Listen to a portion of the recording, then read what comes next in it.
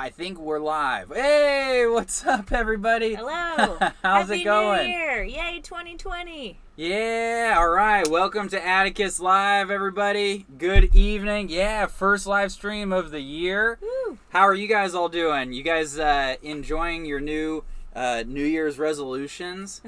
Is your resolution to sail around the world? I'm ready. Let's do it. So we got Marty Hanley, Robert Flindall, Bucky Buckmeyer, Russell Egg, Brad Scott in the house. What's up, Brad? We got Tommy, my brother, Salty AF. Salty MF. Well, he said AF. I think he was confused. In the episode. Yeah. Yeah, you guys got to meet Tommy, though. That's pretty exciting. We got Marty Hanley. I hope you got a good glass of beer with you tonight. We got a couple people saying that the hat is on the wrong head. Yeah. So there you go, buddy. You just got a hat. Howdy, y'all. We got Scott Samford. Thanks for joining us tonight. Who else we got? Yes. Oh, Lisa Repack. Nice to hear. Nice to see you again. Lisa released a really cool song about sailing. Love it. What else? Daniel Morris, Doug Martyr, Mario Diaz, Steve Hughes, Cor Baltus, Darling Sailor, SCYZ, what's up? And then, of course, Dave, DV Zire. What's going on, Dave? How are you, buddy? What time is it over there, Dave? Yeah. And let's see, Tracy Thorpe, Carson Smith. And you want to do a couple more there, cowgirl? Lazy Plumber, Rebecca Griffin, Angelo Licardo, Frank, Parrish Floyd, CJ Apow, Jim Morrison. Hey, guys. Hey, Jim. Sailing SV Someday. How's it going, darling Steve? Whoa, there's a bunch. Natalie Smith, nice to see you again. Ron Jersky, nice to see you again, too. Man, we got a lot of people today. This is really exciting. How have you guys been doing so far? We did not have an episode today. We've had a really busy couple of weeks, and so we skipped an episode, but we've got a really good one coming up next week about pulling our masts. Yeah, that's right. So that happened yesterday. Gosh, it's been a wild couple days. My ears are too big. They stick out. I don't know. I think people liked it. Yeah. If you want Desiree to wear the hat, say Desiree should wear the hat. We both know who the hottie in the hat is. I don't know. So, all right. So basically, yesterday we pulled the masts, and now we don't have masts. We are officially a motorboat right now, and it was a long day yesterday. Gosh, it's the funniest thing. You think to yourself, all right, all we got to do is unattach the rigging and pull them and put them down. It's simple, but it ends up being this, one day of prep and then one day of going to the yard, pulling them. We had to put them on the deck, bring them back to the marina. So now the masts are in a nice little field work area here in the marina, and we're going to start to really get to work on some of our major projects. And Jordan's got the stomach bug, so we thought last minute we might even have to cancel because he got a crazy fever the night before we pulled the mast. Yeah. I definitely get my fair share of stomach bugs while we're in Central America. We did have Chinese roadside. We had Chinese roadside, and we were recently in Boquete, which is a cool mountain town around here, and I ended up making some coffee with tap water. I don't know if that did it. Anyway, I've got living things in my stomach that are not the living things you want in your stomach. And so, anyway, so I had this fever the night before we went to go pull a mast, and we were supposed to leave at 7 a.m. And all of a sudden I'm shivering and achy and just tired, and it's 7 in the evening. Yeah, and usually Jordan's the one with all the energy, so he didn't eat all this food, which was weird, and then he wanted to go to bed at 8 o'clock, which was also very weird. Yeah. Usually I'm that way. I'm ready in the V-berth at 7:30 p.m. Yeah. So anyway, but we were able to get it done, and so the really exciting thing is we can start to bang out some of those projects that are really, really necessary for the Pacific crossing. Speaking of, Jim Clark says, are you replacing the mast? So, no. The final word on if we're getting new masts or fixing the existing ones is we are going to fix the existing ones.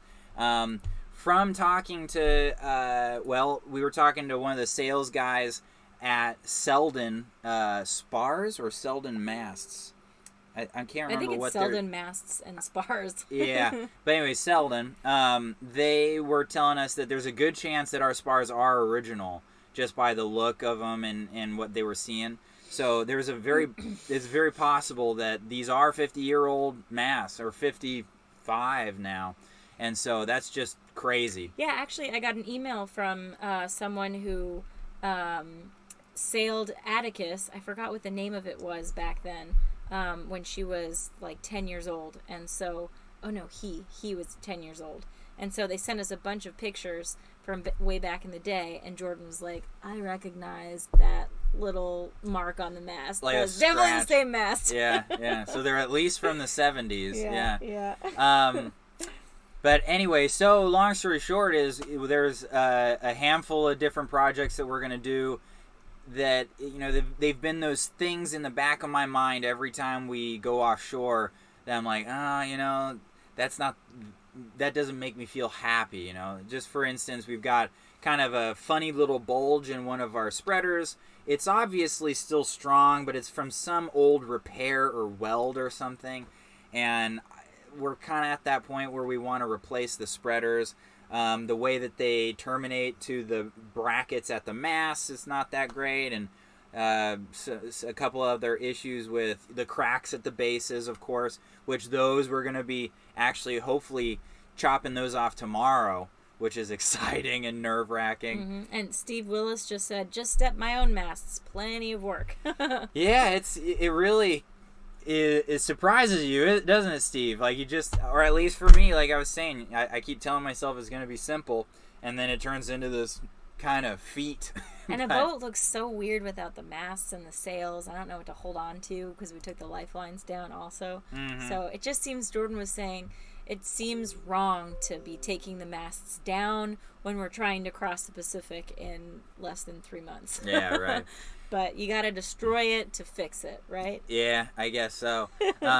But yeah, so Panda Pack is asking, are you keel stepped on Atticus? And no, those masts are deck stepped. And in fact, they don't even have a compression post or anything. The main mast is supported by just a cross beam on the main bulkhead. Let's see here.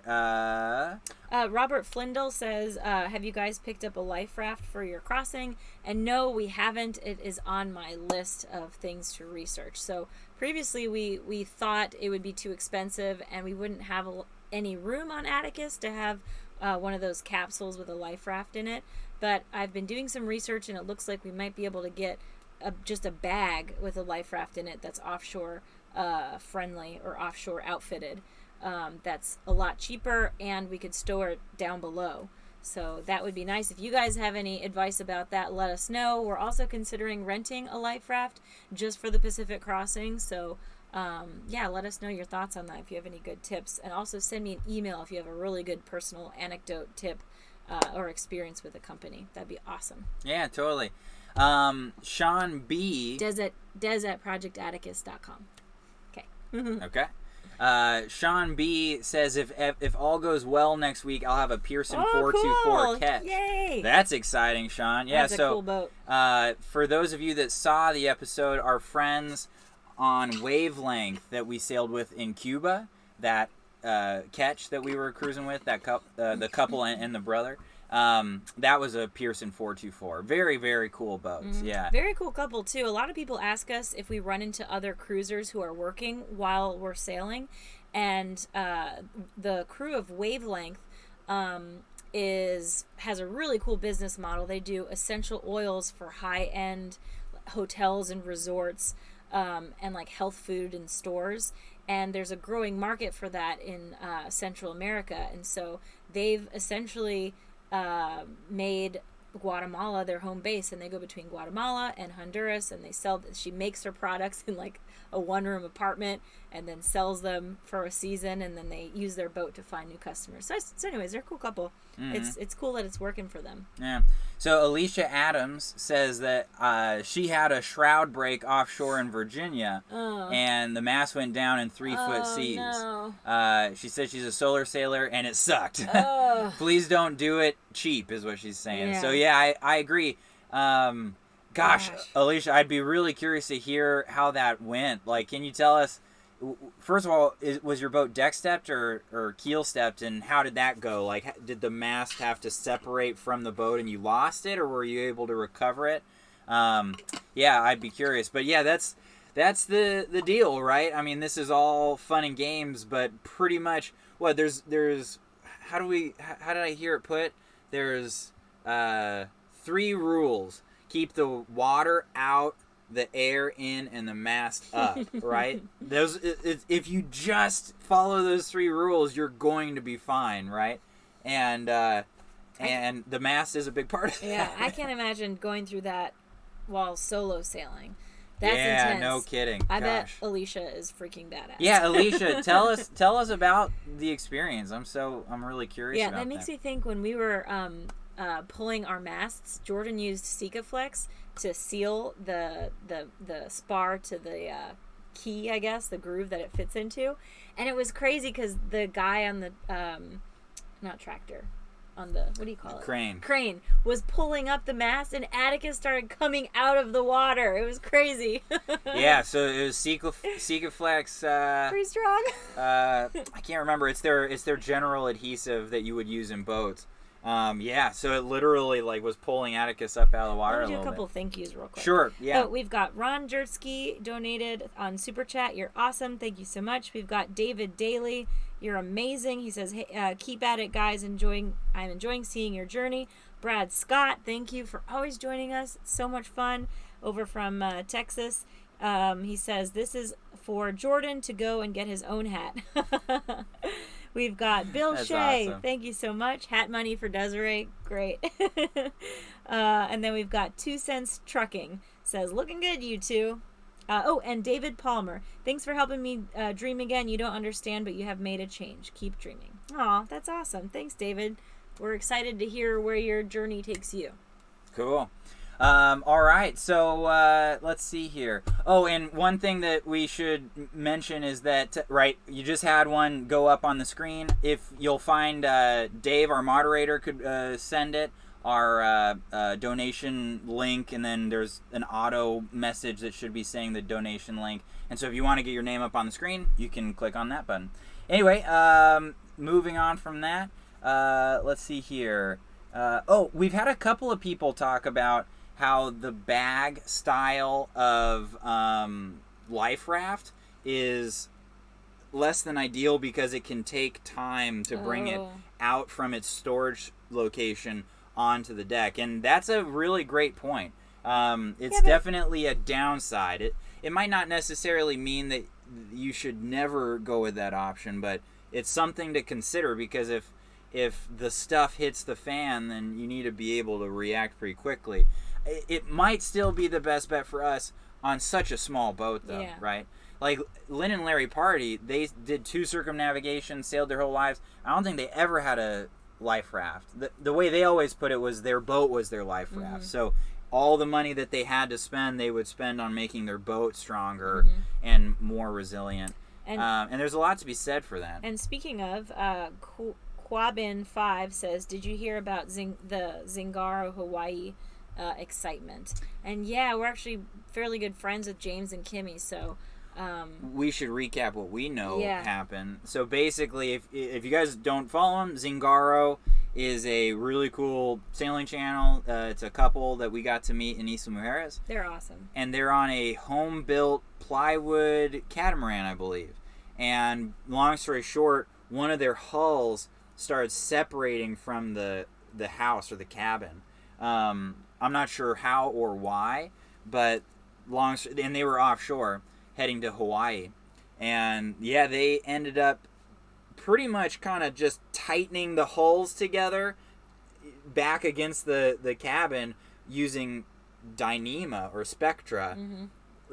Really, really heavy duty, strong synthetic line and winches and stuff. So they just wrapped the boat and then winched it in, and it just held together long enough for them to limp into Hawaii. Yeah, so but that's pretty cool. They're safe, and they didn't call a mayday. So the Coast Guard actually escorted them to their marina, so they didn't have to use a what do you call it when they take you from the boat and then you're Yeah, right. They didn't have to abandon the boat. Yeah, they didn't have to abandon the boat. Mm-hmm. This is totally random, but Rob Yount, I can't pronounce your last name very well, says, hey buds, did you get the Simrad tiller I sent? I mailed it to Jordan's dad. And that's from Tahoe Rob. And yes, actually, crazily enough, our tiller that we've been using just crapped the bed about a month ago. And so we've been hand steering, and so that the one that you sent us works perfectly. So thank you so much. Yeah. Oh, that came at a perfect timing. Yeah. Literally, we received the new one maybe 2 weeks after the old one died. Mm-hmm. So that was just perfect timing. Thanks, Tahoe Rob. Yeah, so let's see here. Oh, Scott Sanford says, have you heard from Larry the freeloader? Laid off Larry. We haven't heard from that jerk. Yeah, the moment that we pulled into to Kyle Largo, he bailed on us. We didn't even look back. Yeah, we was thought like, Larry. We thought we had a connection, but no, he was out of there. Yeah.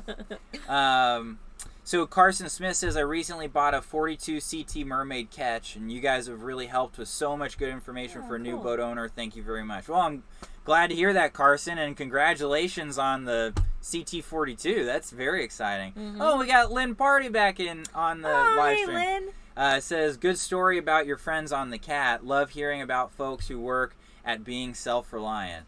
Well, yeah, they're definitely a self-reliant duo, that's for sure, and yeah, that's the name of the game, isn't it? That's more and more that we learn. That's basically what it comes down to, is being able to be self-reliant. Yep. And then Jolene, who we used to work with on Super Yacht, says, "What's your timeline for leaving Panama?" And essentially, we are here until we finish all of our essential boat projects. We're shooting for a Pacific crossing in April-ish.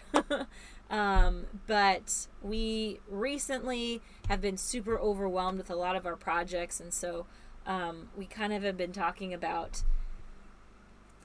getting as much as we possibly can done and really, really try for that April 1st departure. But if we can't make it, then Panama isn't the worst place to cruise for a season or a year. So we'll see. But that's our goal, to cross Pacific in April. Yeah, and ideally it would be early April, in a perfect world. But like Desiree was saying, we're just sort of getting to the point where, we'd have to really start to rush, really start to kind of get stressed out, and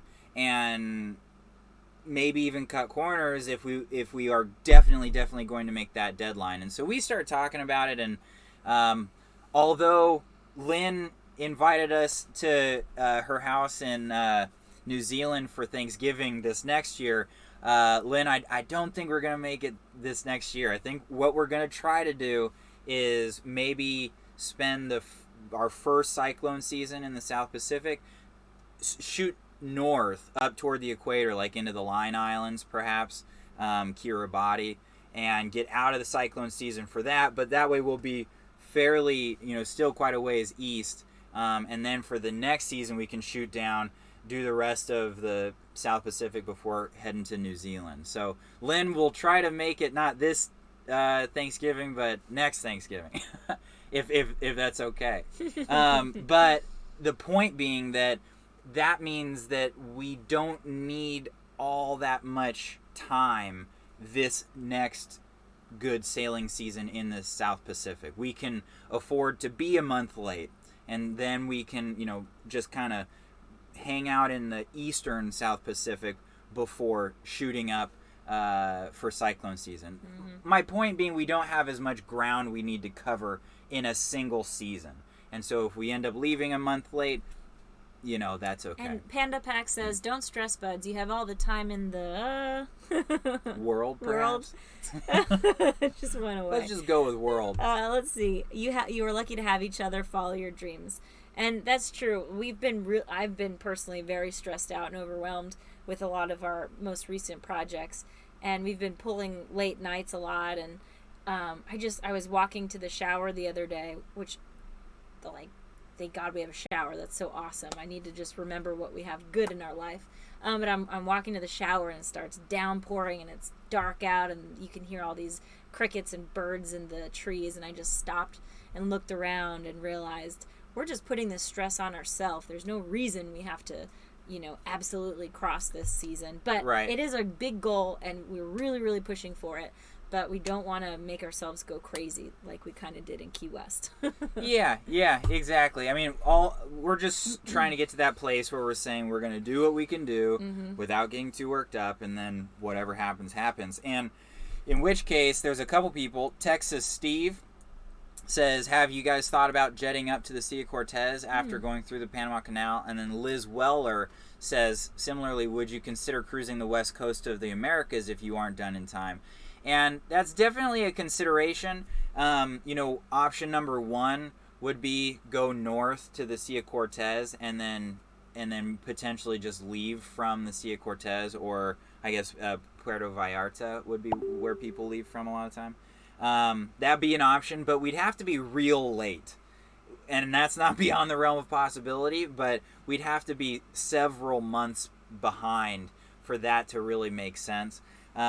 Another option would be going south to Ecuador, because from Ecuador you've got a pretty good shot at going to like Easter Island, and as I understand, you can sail to Easter Island real early in the season. Like you can sail in February. That'd be cool. And so that's another option. If we're real late, we can kind of delay another 8 months, 9 months, something like that. That's what Zingaro did, right? I think they said it was awesome. Yeah, that's what they did. So anyway, that's definitely in the cards, but I'm crossing my fingers that that's not what's going to happen, especially because the sail from Panama up to the Sea of Cortez, you're going against the wind and current for a bit of it, and you've got some of those real strong gap winds that goes through the Tehuantepec Pass, I think, and then the other one. So long story short, it's not the best,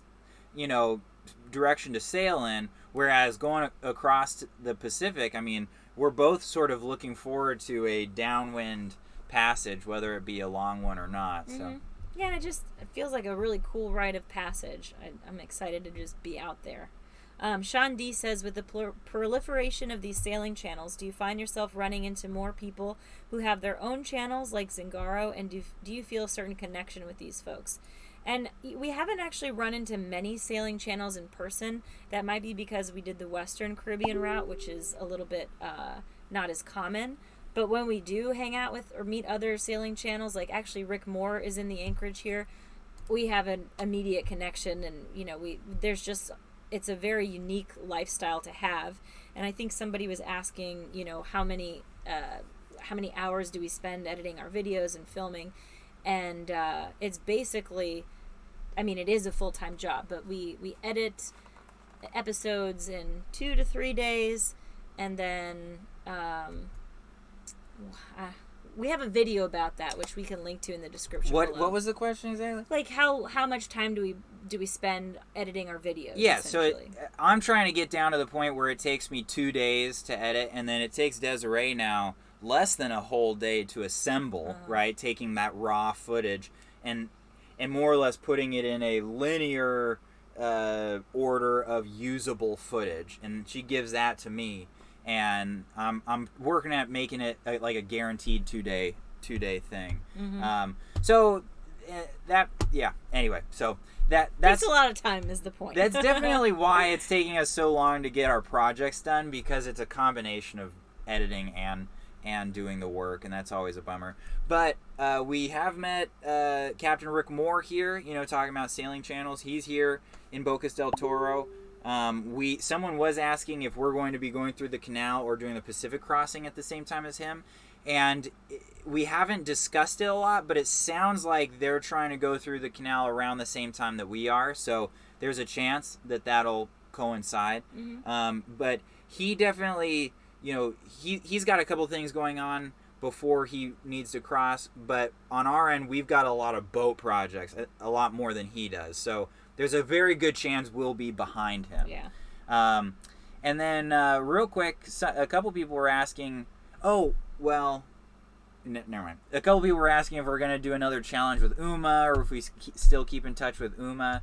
And we definitely do. We keep in touch with them a lot, although at this point, the only way we're going to run into each other is on the other side, which very well may happen, but you never know. Yeah, we're definitely the closest with Uma of all the sailing channels we've met. And that's probably because we spent, like, 5 days working on an intense video together in Mexico. Yeah, and so thanks to Blake Landoff for asking about Uma. I got a couple of thank yous. Yeah. Jayborn donated. Thank you very much. We've got Warren. He says, Happy New Year's, buds. Happy New Year to you. We've got Andrea Sackett. Awesome. We've got Jolene McKiernan. You're awesome. She said, get the life raft. Anything to keep you two safe. Aw, thank you. Let's see. We've got David Mac says, I'm mostly a day sailor, J24s, J27s, through a club, but I'm heading to the BVIs to learn about sailing a cruising boat. Taking the ASA 104 class in the first week of February. Cool. Thanks for teaching me so much already. Oh, that's awesome. You're going to have a great time in the BVIs and sailing and learning. That's really cool. Yeah, absolutely. Yeah, especially J24s, man. Yeah, oh man, I'm excited for you. Send us some photos, des@projectatticus.com. All right, so I got a quick question here. SV Winbell 2 asks, with the price increase at the Panama Canal, what is the cost? We have friends I sent off from Oregon, and they are in La Paz and planning on the trip. So the price increase, for those of you that aren't aware, at the beginning of 2020, the beginning of this year, they doubled the price for boats within and I can't remember the range, but it's the range that most pleasure yachts are in. It's something like from high 20 feet to 60 something feet. And so that price used to be nominally, I think it was $800, and then there were additional costs that might have added up to something like $400. So I think it was $1,200 total. Now the fee for just going through is $1,600, and with that $400 additional fee, it comes out around $2,000 is what I am hearing. You can save most, if not part of that $400 if you want, because a lot of that comes down to like paying an agent, which you don't have to do. You can just do all that footwork and paperwork yourself. And just anyway, so point being that it's going to be somewhere close to $2,000, which is a bummer that we didn't make it before they doubled it. But you know, what we've been told by a lot of people is that if we've got boat work to do it on the Caribbean side of Panama, because the Pacific side, everyone says is a lot more expensive, and it's just harder to get work done. And so the additional $800, it just wasn't worth rushing. And Timothy Herzog was saying, where's the GoFundMy canal link? Yeah, right? No, exactly. Yeah. Well, like we've been mentioning, there is a link to a donate page that's kind of popping up from time to time, and Dave, our moderator, is posting it. So check that out. It's projectatticus.live is the URL. Mm-hmm. And then John Hunt was asking if we have an EPIRB, which we do. And then somebody else was asking if we have AIS. That was Jerry Allison says wanted to know if we have AIS, and we one of our viewers sent us his AIS, so we just have to install it. So that'll be in an episode probably in like 3 weeks, maybe. Oh, that's 4 weeks. Optimistic. Yeah, but yeah, and it's a AIS receiver, so right. We'll be able to receive AIS information, which will be really exciting. Mm-hmm. And then Darling Sailor says, not worth it. Take the trade wind to the South Pacific. Now, I believe they're probably talking about going up to La Paz is what I would imagine, which I agree with them. Yeah, just take the trade wind to the South Pacific. I'm really excited about that passage. You know, it's going to be a bummer how, you know, there's going to be times where we're going to be like, I wish we weren't in the middle of nowhere right now. But I'm also looking forward to it. Smooth downwind passage. Got another question. Okay, yeah, go ahead. Sandra Renwick and Scott, somebody else was asking about our water maker, and we are still saving up for one, and we're trying to decide between a couple. We're looking at, there's an Italian company called Osmo C There's another Italian company called Schenker. We're looking at the Katadyn, Spectra, and we are considering the Rainman also. So, although that one is less and less something I'm considering for our needs, yeah. Yeah, just because the other three all have water makers that operate at 12 volts, around 10 amps, and Rainman it's significantly higher than that. Mm-hmm. The amps needed. So we're planning on definitely installing that before crossing the Pacific, but we're kind of leaving that for the last minute while our funds our saving account grows a little bit. Right. Yeah. Andy Adams asks an interesting question. He says, "Is your boat overloaded?" That's actually a really good question. And yes, it is definitely overloaded. That's one good thing about having a heavy boat, right? Is that the heavier your boat is, the less additional weight is going to affect it.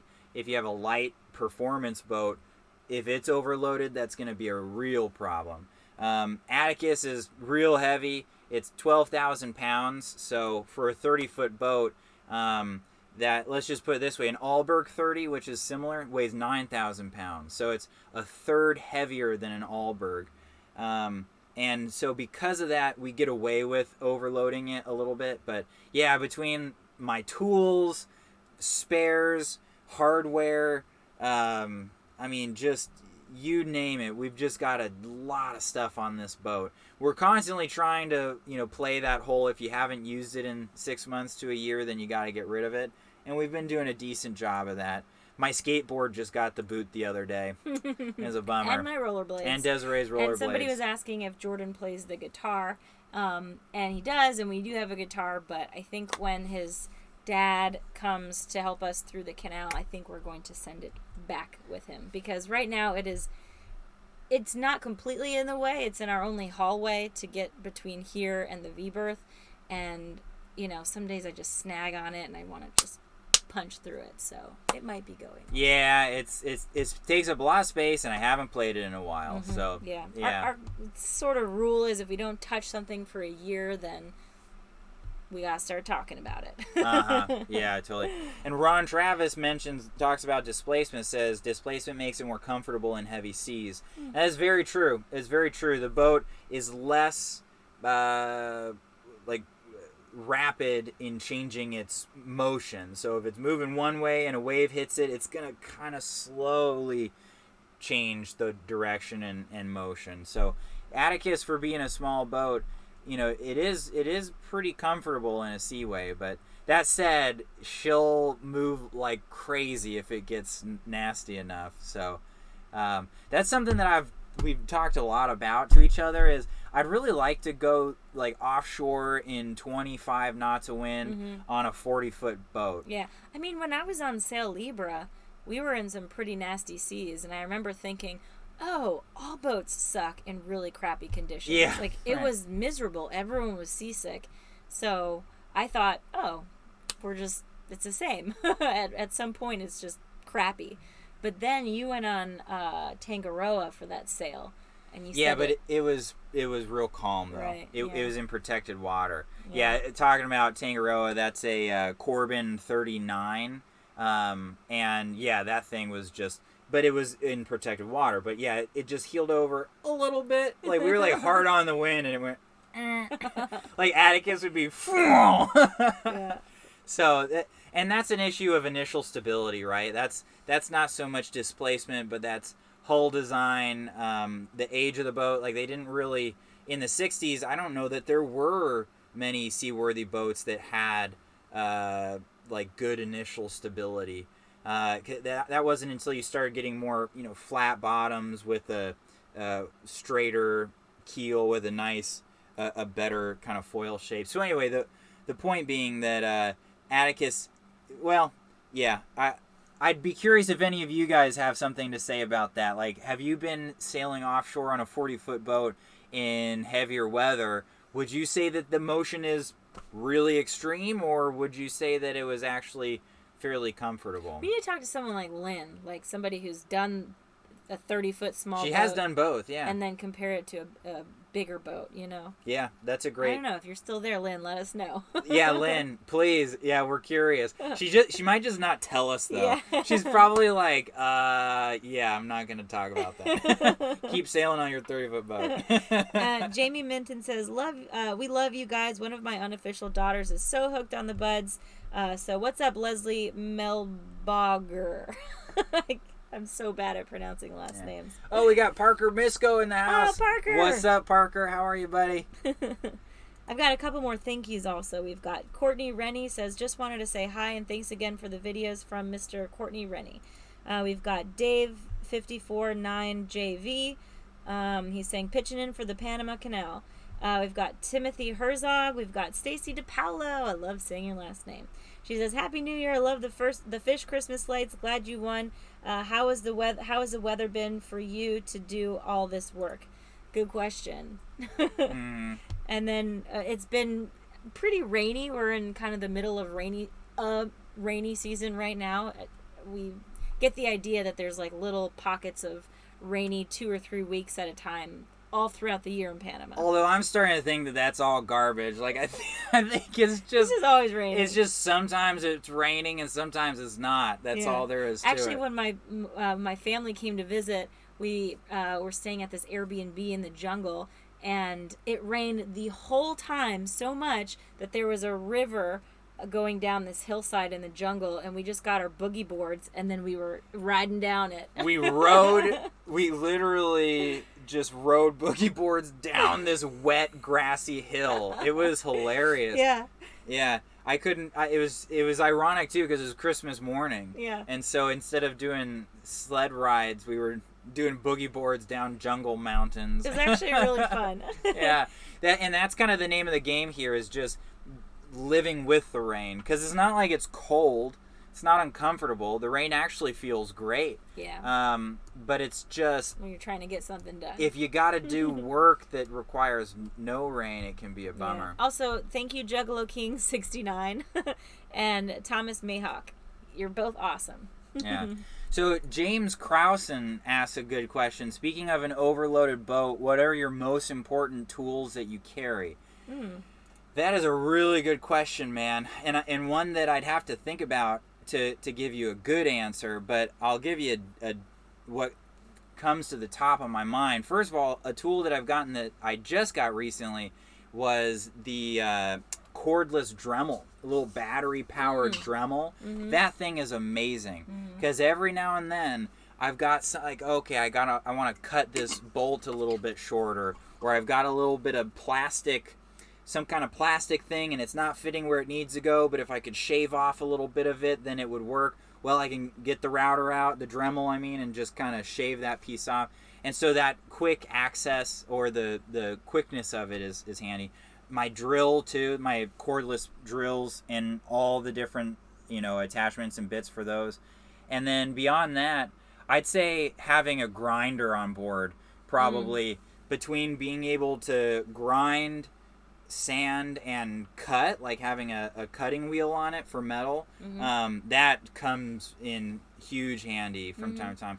And then I've got, and I don't want to go into this too much, but then I've got this whole nother category of tools that I don't use them for months at a time. I don't use them for 9 months, and then we've got some kind of a project like the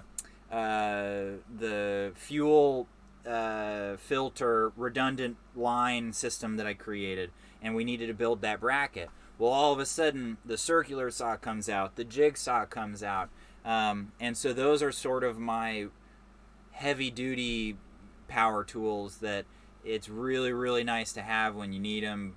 And something we don't have on board Atticus, but anytime we come across one, we're like, oh, that would be awesome, is like a really heavy duty vise. Yeah, that's actually a great point. Like, that's, if you guys saw the tour of the Brewer 44 that we were aboard, that boat has kind of a little workbench in that, in the walk space between the main cabin and the aft salon, or the aft cabin, I guess you would call it. And anyway, they had a vise there, and it's just that concept of having a workbench with a vise on your boat. I mean, that would be so helpful, because when you need a vise and you don't have one, it's hilarious how debilitating it is, right? Like I'll be trying to do something and I'll have a vise grip and I'll clamp it down, and then I'll put the vise grip between my knees and hit it with a hammer. It's just hilarious how But when we meet how someone with a vice grip, we're like, do you want to be our best friend? Yeah, For a couple of months? Yeah. Michael Reeser says, today is my first day of retirement. Yippee skippy. My retirement plan is to sell my house and purchase a liveaboard sailboat. That's awesome. He says, Very you guys have exciting. been such an inspiration. That's really cool. We hope you have an amazing adventure. Let us know what kind of boats you're looking into. Along those lines, Rollum Swift was asking, hey guys, if you could afford a bigger boat, what size of boat would you be looking for? Yeah, so this is And something... we have different opinions about this. We do have different opinions. Here, how about you wear this for a little bit? Yeah. It's It's actually hot. getting a little constricting on my head, so yeah, I think it fits you a little bit better anyway. You're sweating. So yeah, the Atticus 2.0 is something that I think a lot about. And yeah, I think our big goal for Atticus 2.0 is being able to raise kids on it.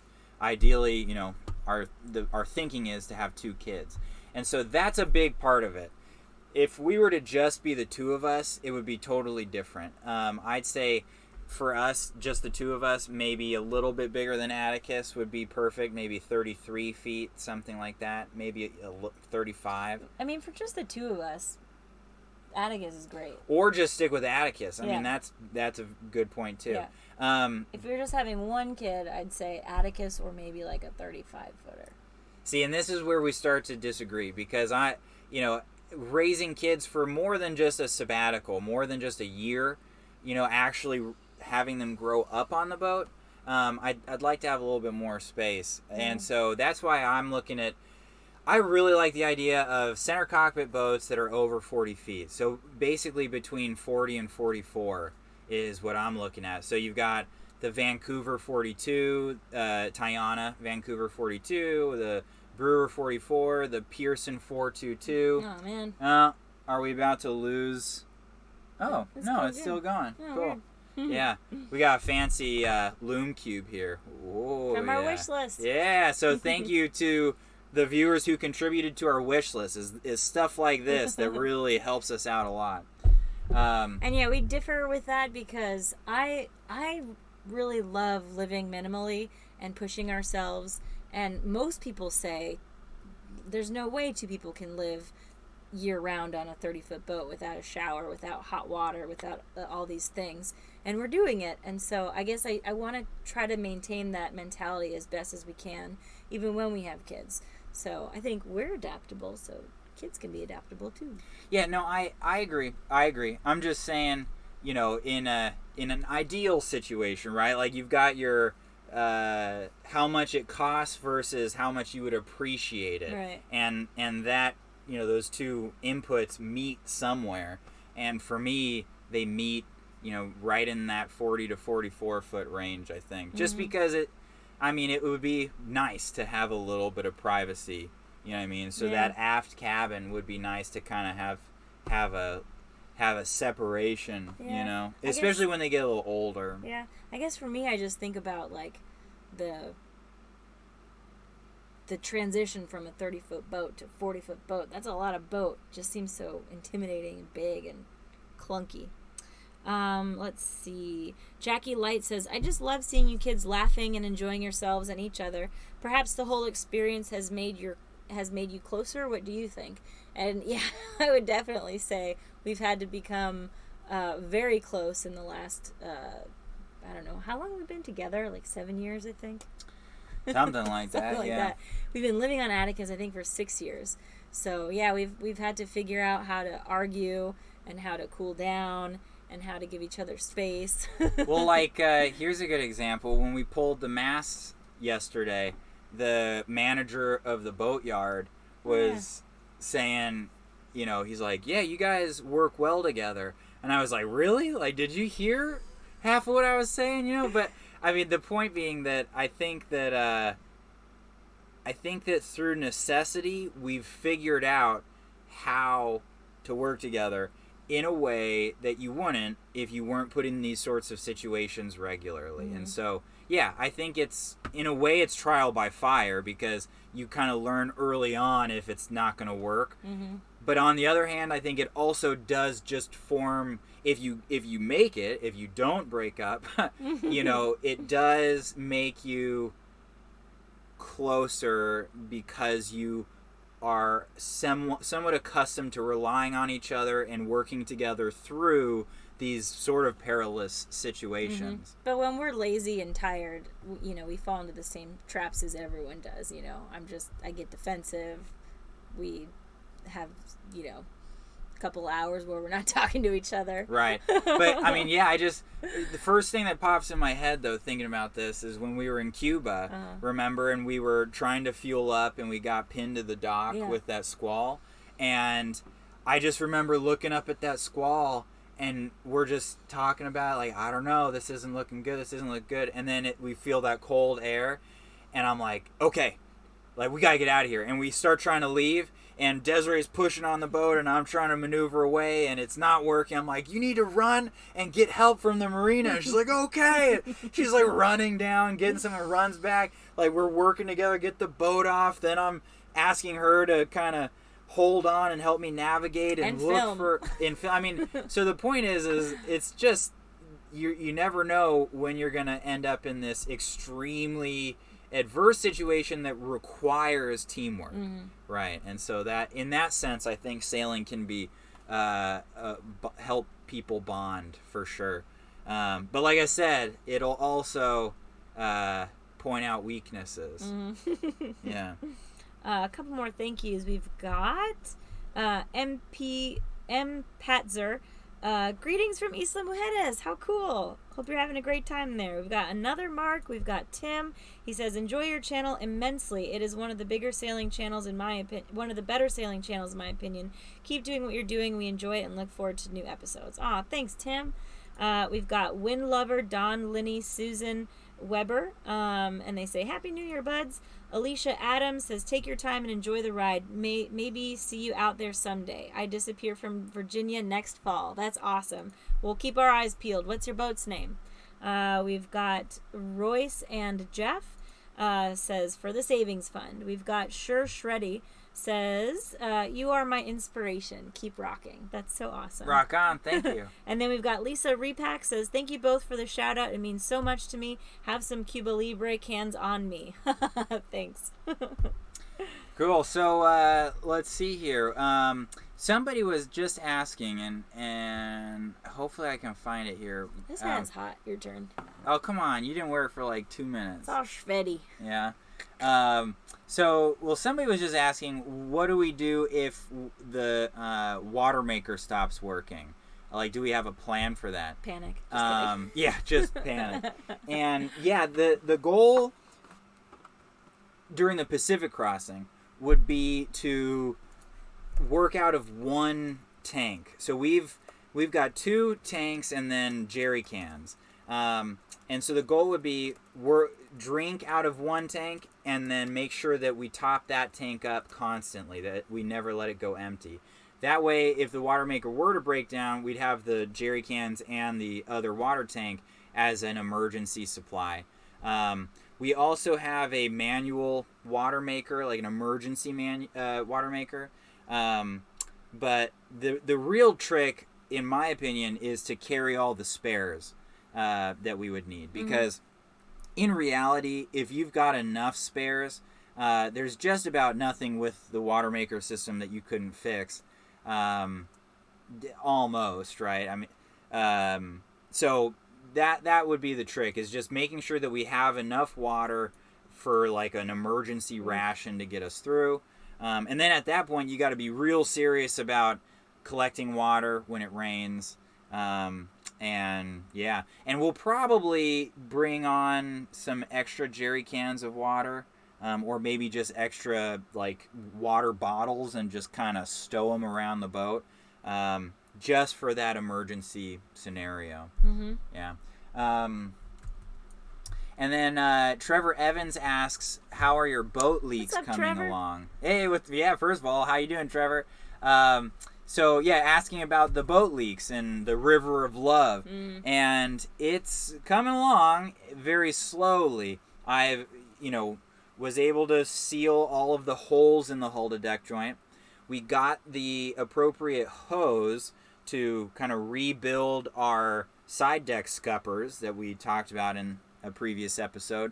So that project is ready to go forward. I'm kind of waiting until we finish up on the mast projects before I get into that again. And then I am in the middle of rebedding our Genoa track. And it's a really faulty design, but the Genoa track through bolts through that whole deck joint flange, and the bottom of those bolts are exposed to the water, right? It's not like the bottom of the bolts are in the boat, they're out the boat. So that flange basically does this, and the bolts go right through, and this is the outside where all the wet stuff is. And so basically I'm taking those bolts out and rebedding all of them. So it's coming along. It's all Band-Aid, right? Like I'm not going 100% on any of it, but I'm really crossing my fingers. I've got high hopes that it's going to dramatically improve the leak situation. Yeah, and we haven't been able to sail for a while, so there's no way to really tell how much that improved our leaking. But we'll see once we get the masts back on. Yeah. JWW was asking, where did you learn to sew? And when somebody was asking about what tools we like having on board, I would also recommend a sewing machine, because that has definitely made us money and saved us a lot of money. So if you're concerned about getting out there and not having a way to financially stay afloat, having a sewing machine is not only a way to help you become more self-sufficient, but you could make a decent living as a cruiser with a sewing machine. And I learned how to sew watching Sailright's how-to videos, basically. I just binge watched a bunch of them, got really nervous. My first project was these curtains up here, and then actually my next project were these cushions, and then I just went from there. So it's a lot easier than it sounds. It's not as intimidating as it looks. Yeah, I really give her props too, because I mean she just went.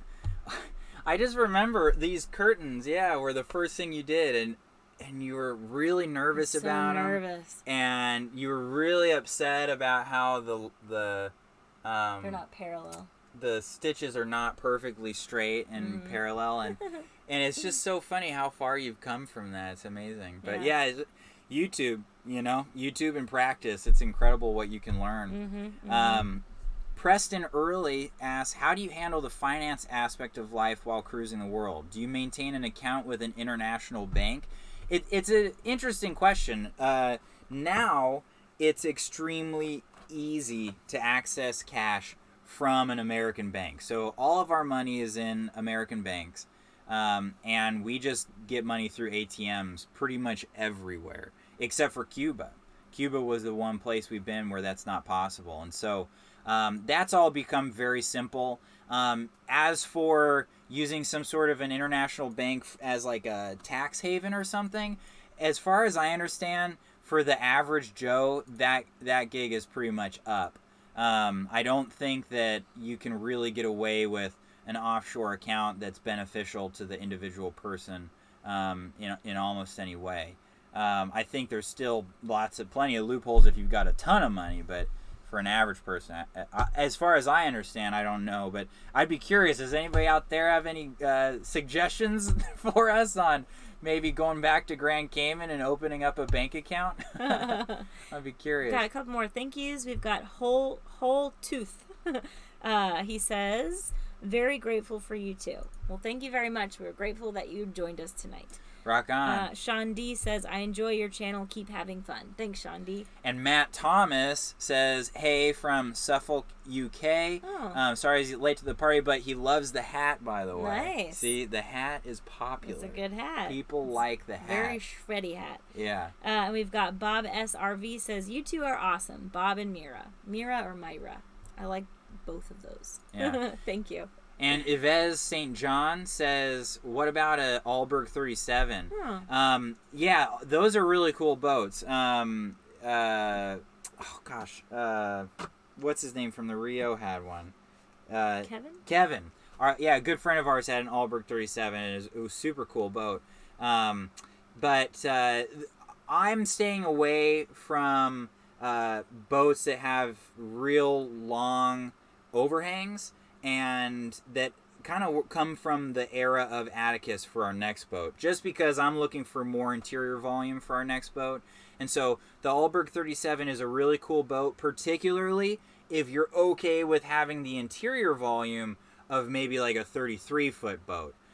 So you're going to get a lot of nice aspects of the longer overhangs. When you do heel over, you're going to have a longer water line. When you're not heeled over much and there's not much wind, you're going to have less wetted surface area, and that'll make it easier to push the boat through the water. So there's a lot of things to like about a boat like that. You just definitely got to keep in mind that there's not as much space on the inside as most 37-foot boats. Yeah. Also, thank you, Matt Miller. He says, thank you for being awesome. And there's a cool little dancing pair. Yeah. Brad Scott says he's got an Allberg 37 for us. Oh, there you go. Brad Scott's like our boat broker in Texas. You're getting those deals for us, buddy. I love appreciate it. And Daniel Oliver, he sends us emails with some good deals, too. Brad, what boat do you have? I can't remember. What kind of boat are you living on? Yeah, let us know. And okay, there you go. Brad's pushing the Endeavor 40, which I actually don't know much about Endeavors. RV Source is asking about an Endeavor 37. Yeah, I can't tell you guys. I'm a little ignorant to the Endeavor series. Chris Griffin is asking, what about the Allied Mistress 39 and 40? And I'm not familiar with the Mistress so much. I know the Princess. That's the boat that the Princess is a 36, right? And that's the boat that Andy Schell did a lot of his early cruising. Andy and Mia. That. That's cool. Yeah, they sailed on an Mia's Allied. pregnant. Oh, I saw that his new podcast was called something like that. We have a Boat big baby. news or something. Hey, well, congratulations to Andy and Mia. Good job, guys. Yeah, good work. We've got Michael Reeser. He says, youth and beauty has its advantage, but being smart and talented is all you. Sail on. Aw, that's so nice. Thank you, Michael.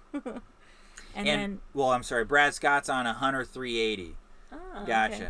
Cool. And he says he's got a buddy with an Allberg 37. And then we've got Club Bronc. Thank you very much. Donation. Cool. All right, sweet. So, and then Daniel Oliver says there's a Tiana 37 for sale in the Sea of Cortez, about $40K.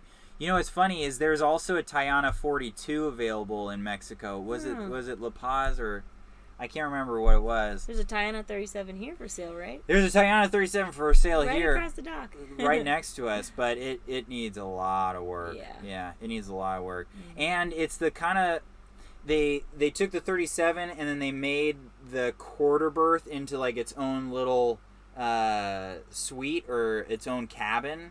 And so they put up kind of like walls around it, and it really messes with the space down below because there's not a huge amount of space down there to begin with, and then to just kind of quarter off a big chunk of it with walls, it makes it feel a little tighter and smaller than I'd like. Trevor Evans says island packets are nice. That's very true. Island packets are nice. He also says don't get a boat that needs too much work. ... I know. Yeah, and so that's kind of something that we're talking about a lot is just how much work are we looking for with our next boat? Because if we were to go with, well, let's say like a Tiana 42, for example, right? We could find one for 40, 50 grand. Yeah, they're going for that much, but they need a ton of work. Whereas we could wait a lot longer, right, and try and save up the $120,000 that they go for. Or I mean, they're probably in good condition, maybe a little less, like 100.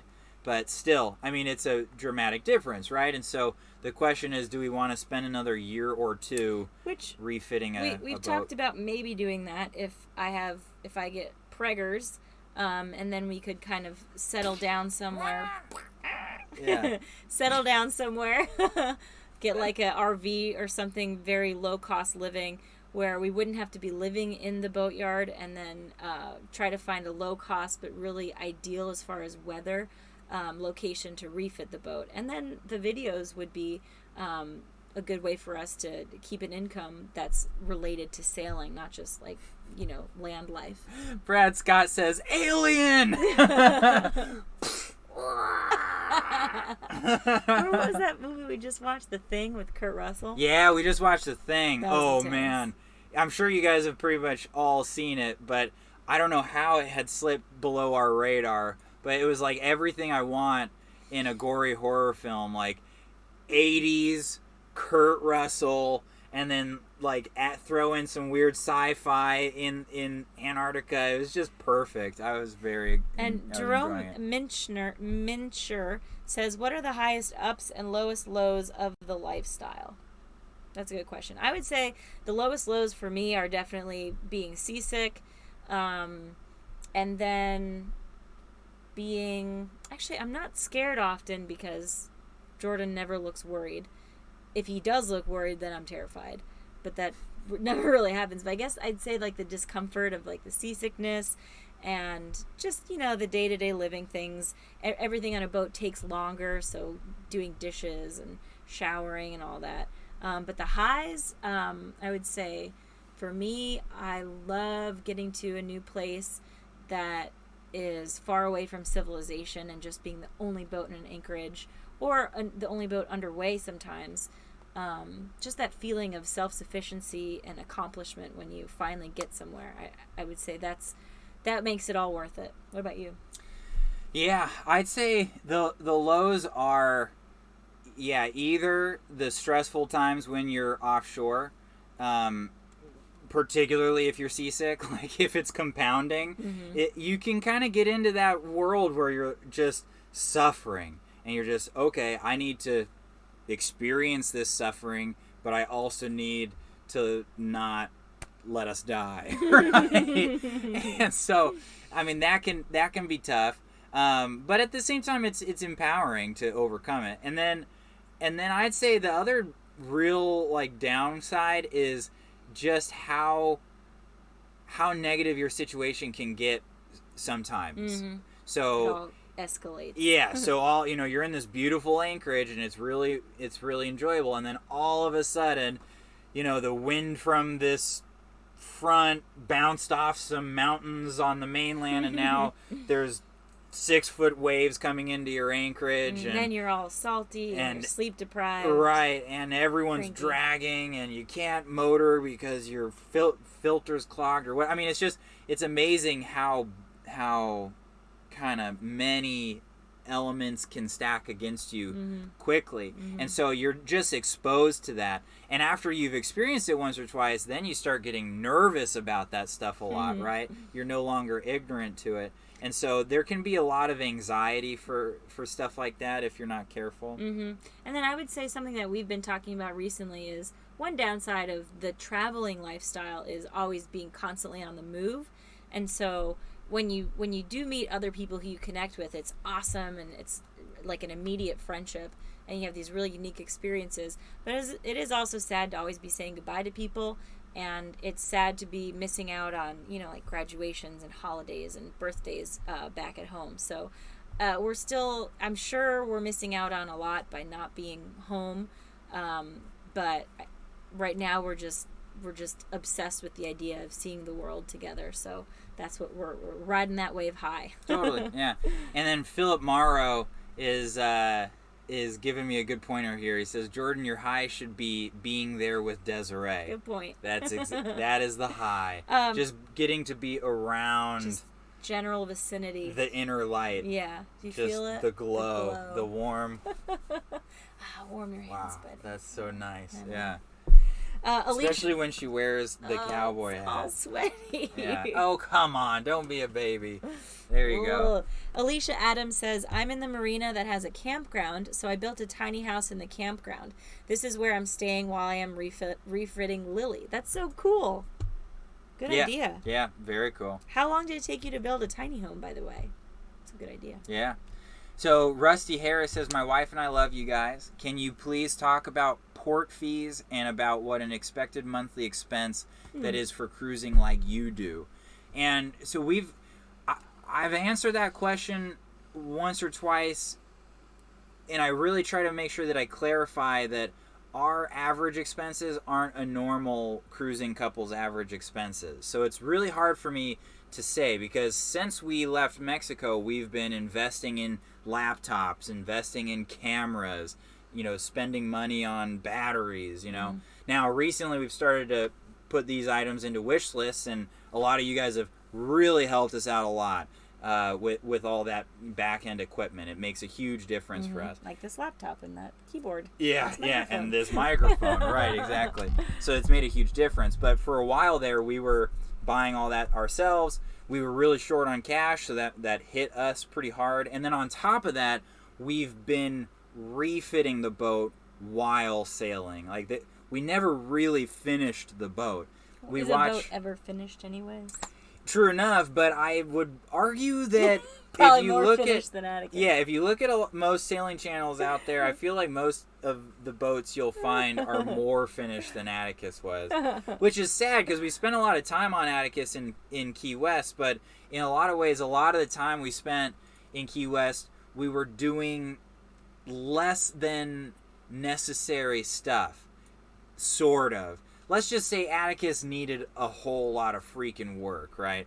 And so we spent a lot of time recoring the decks and painting, and it just was a very time-intensive thing, and we never really finished it. So that, you're right, I'm getting off topic here. So basically, our expenses monthly have been convoluted because we've been doing large projects, improvements, and buying editing and film equipment. That said, when we weren't spending money on that stuff, we were counting on basically a budget of $1,200 a month. And that was with moving regularly and not avoiding relatively expensive countries like Belize. And we cooked almost every meal. We'd go out very to eat seldom. Super, super rarely. Yeah, and so I think basically $1,200 a month is very doable.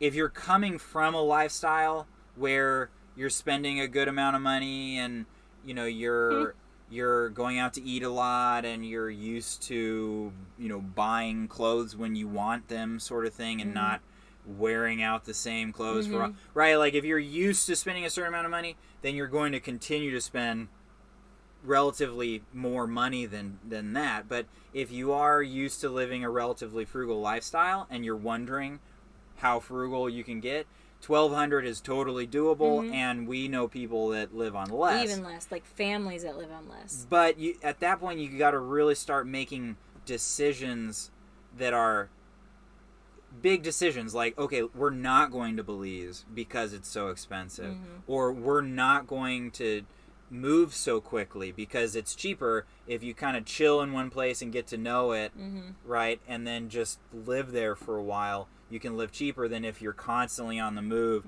and so you're always sort of not sure where the best place to get groceries are or whatever. So there, at below $1,200, in my opinion, you start to have to make some pretty serious sacrifices. Yeah, we met a family in East Mujeres that was living off of, I think, $800 a month. But I mean, it was like rice and beans, a couple of vegetables, and that was basically their only expense was food. Really cool family. I gotta bang through a couple questions, and then we gotta wrap up. We've got Beachwalker says, question: are you able to communicate on social media in the Pacific Ocean by satellite? We will. We're working with Predict Wind, so we will have the Iridium Go, which does do Facebook updates and then live tracking. So we'll have that. And then somebody else, Jay Wellington, was asking, have you ever used a Garmin InReach? And that's what we've been using up until now. And we use a preset text message every time we are getting ready to sail. when we're in the middle of a passage, and then when we drop the hook and we're safe. And then we also have an SOS text, which we've never had to use, which is great. But we decided to upgrade to the Iridium Go because we really wanted to be able to receive grid files for weather while crossing the Pacific. Yeah, cool. Oh, I got one really funny comment, though. Yeah? Okay. Courtney Rennie says, you think that you're going to be productive at boat work having or shortly after having a newborn? That's funny to me now that I have 3 kids. My advice is get the boat work done ahead of time. Yeah. That's a good point. Yeah, that's a great point. Yeah. No, I'm sure that the having kids thing is just going to really throw a huge wrench into the cogs of the machine. But at the same time, it seems to me that most people I've talked to say basically that. They're like, yeah, it's going to totally screw up your life. but it's ultimately you figure it out and it's worth it. So I think it's something that we both want to do, and if we're going to do it, we better do it now. Yeah. Right? And I think somebody was asking what's with all the boat women on YouTube having babies, and I think that's the reason we're all kind of getting to that age, and most of us are in relationships that are healthy and productive, and humans start to feel the need to pop one out. So I think it's just alien.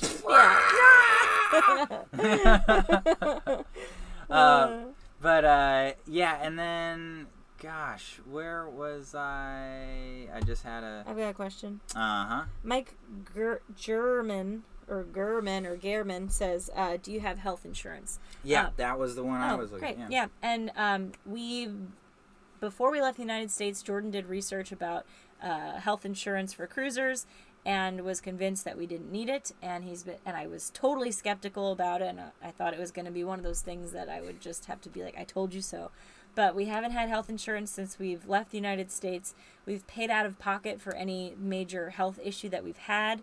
And at least in Central America, we've always been able to go to a hub or a city that has really good health care available to expats or, the aristocracy of where we're visiting. So it's decent facilities, reasonable price, and we just pay out of pocket. Right, yeah. I'm not even going to comment on the morality of the system or whatever, but basically in Central America and the developing world, in the larger cities, you'll have these health markets that are basically servicing the elite of that country. So like Panama City has quite a bit of, good health care, and it's very affordable because there's so much less money to spend on health care in Panama that the rates are all down. Not to mention that it is for the most part just a total kind of free market thing for the most part, and so that's kind of controlling costs a lot. Now it's something that most Panamanians can't access. Same with Colombia. That's another one of those hubs that not only do they service kind of the elite of Colombia, but also they have gotten it to a point where they actually have medical tourism in places like Colombia, in Cancun, Mexico. Yeah. Even they here, have a lot of that. We had a friend who's getting a hip replacement, a knee replacement, some kind of crazy eye surgeries, ear there's everything over here in Panama. Yeah, so that's actually something that's really important to understand, is that you can get even large. Yeah, exactly. Our friend went to go to get his hip replaced, and I wish I could remember how much it was, but it was so little. I think he said it was like $1,200, something crazy. Right? Yeah, I wish we could remember. Yeah. But it was affordable to get his hip replaced, and a lot of times it's a little bit different, and you have to get transportation into a city, and it's a little bit stressful, and sometimes their English isn't quite perfect. In fact, it rarely is. But it's just, at least it's available. Right. And they're very willing to make it work. Right. Yeah. And Ron Travis is saying a hip, I assume in the States, is $28,000. Wow. Yeah. So, yeah. And now, don't quote us on the number here, but it was not much. Not much at all. So anyway, we've been kind of doing that. Now, obviously, we're on the younger side, and so we don't have a huge, risk level. And so everything that's come up, we've been able to handle it while cruising. My goal as we start to get older and have a family, what I want to do is kind of get a little bit of both worlds. So I want to have like a catastrophic insurance plan for just those crazy things that you just can't control the risk for. And then for all the just normal day in, day out, year in, year out kind of health issues, just pay cash while we're traveling. And Cool Mac was asking how old are we, and I just turned 34, and you're 32, 33? I'm 32. 32, yeah. Cool. Mm-hmm. Well, we should probably wrap up. We've got a long day tomorrow. We're going to be cutting our mask sections off and taking them into town to be fabricated. But thank you guys so much for joining us tonight. It's been really fun. Sorry we had to skip an episode this week, but next week's episode is going to be great. Got a couple more thank yous. Dr. Mike says, always inspiring to see the awesome teamwork and love between you two. That's so awesome. And Sailing SV Sunday says, you kids go out there and get yourself some tacos on us. We definitely will. All right. And then if you guys don't want to miss a live stream in the future, you can always text the word Atticus, Atticus, to the telephone number 43506. And that's in the description below. And that service is available in the United States only. And the United States and maybe Canada. What else? We wanted to thank WeBoost. They provided us with a really cool cell booster. Oh, I think you nailed it. I think that's what Boost cell signal. That is exactly what they have on their brochure. Signal boost device thing. The WeBoost Drive boosts our cell signal so that we can have live streams from our boat. And it's a really awesome tool. It was developed for RVs, and now sailors use it, and we absolutely love ours. So thank you, WeBoost. Anything else? Disclaimer, Desiree is not currently pregnant with an alien or a human child, just so you know. Dave says Boostatronic. Nice. That's their new model. I'm gonna email them in the morning and be like, hey, WeBoost, get this. Boostatronic. Write this down. Yeah. Take notes. You're welcome. Yeah. Peace. Drop the phone. That's awesome. Oh, all right. Well, thanks, guys, for joining us, and we will catch you next week on our channel. And, thank you, Dave, so much for moderating over in Ireland. I know it's super late over there, and thanks for being with us from our very first live stream. You're amazing. We love you. Can everyone say thank you, Dave? We bow down to you. Yeah, guys. Yeah, real quick. Yeah, everybody say thanks to Dave, because it really, he makes this whole thing so much more doable and easier for us. And without him, this would just be miserable. Yeah. So thanks a lot, buddy. We really appreciate all your help. And besides that, guys, thanks for joining us for the live stream tonight. And we will be releasing our episode on pulling the masts next Thursday. And until the next live stream, keep rocking on, guys. Keep on sailing on. Yeah. And Brad Scott's probably already left, but I'll do it again. Panama! Bow, bow, bow, bow, Panama!